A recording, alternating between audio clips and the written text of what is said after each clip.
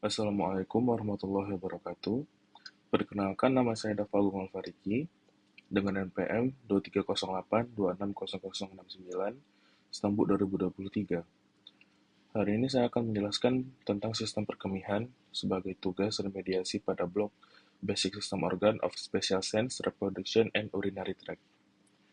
Jadi yang pertama adalah definisi sistem Sistem perkemihan itu adalah sistem organ dalam tubuh manusia yang bertanggung jawab atas produksi, penyaringan, dan pengeluaran urin. Kemudian, saya akan menjelaskan fungsi utama sistem perkemihan. Yang pertama adalah sebagai pengatur keseimbangan air dan elektrolit. Sistem perkemihan memastikan keseimbangan air dan elektrolit dalam tubuh dengan mengatur jumlah urin yang diproduksi dan komposisinya. Kemudian adalah penghilangan limbah. Proses filtrasi ginjal menghilangkan zat-zat sisa dan racun yang terbentuk sebagai produk samping dari metabolisme tubuh. Kemudian adalah regulasi tekanan darah. Ginjal memainkan peran penting dalam mengatur tekanan darah melalui produksi hormon renin yang mengatur kadar air dan garam dalam tubuh. Kemudian ada pembentukan urin. Urin yang dihasilkan oleh ginjal mengandung air, limbah metabolik, elektrolit, dan berbagai zat-zat yang tidak diperlukan oleh tubuh, yang kemudian dikeluarkan melalui proses buang air kecil. Kemudian ada komponen sistem perkemihan. Yang pertama itu adalah ginjal. Ginjal adalah organ utama dalam sistem perkemihan yang berperan dalam penyaringan darah untuk menghasilkan urin. Fungsi utama ginjal adalah meliputi penyaringan limbah-limbah dari darah seperti urea, kreatinin, dan asam urat, pengaturan keseimbangan air dan elektrolit, serta pembentukan hormon-hormon seperti renin untuk mengatur tekanan darah dan hormon eritropoietin untuk memproduksi sel darah merah. Kemudian ada ureter. Ureter adalah saluran berongga yang menghubungkan ginjal dengan kandung kemih.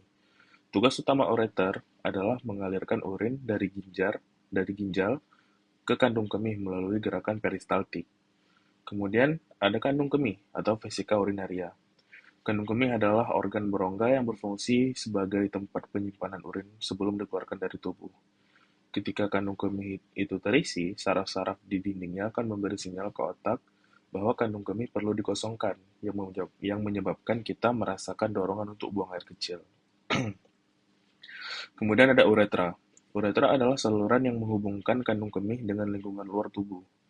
Fungsi uretra adalah mengeluarkan urin dari kandung kemih saat buang air kecil. Pada pria, uretra juga berfungsi sebagai saluran untuk ejakulasi sperma. Kemudian saya akan menjelaskan tentang pembentukan urin. Yang pertama itu adalah filtrasi glomerulus.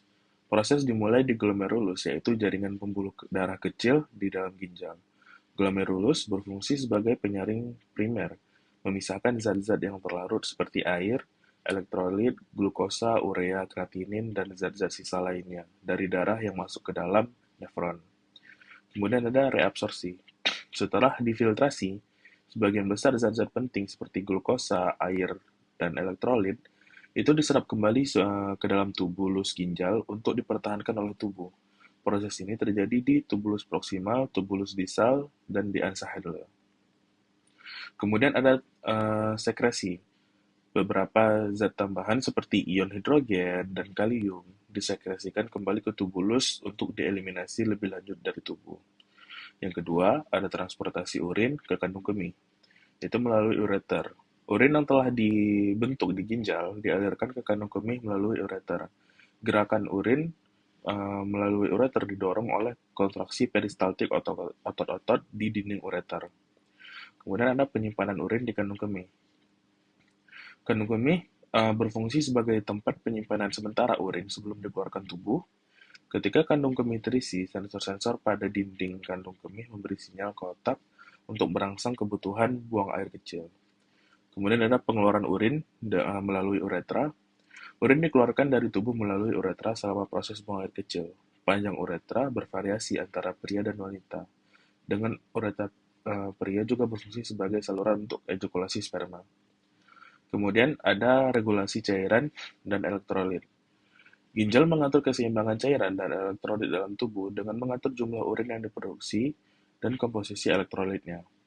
Hormon-hormon seperti aldosteron, antidiuretik hormon, dan hormon renin-angiotensin-aldosteron memainkan peran penting dalam mengatur fungsi ginjal. Kemudian ada fungsi endokrin sistem perkemihan, yaitu produksi hormon.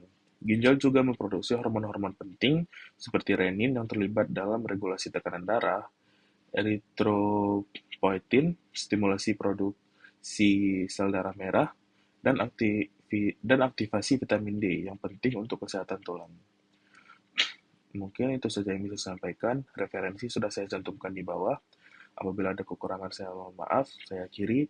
Wassalamualaikum warahmatullahi wabarakatuh.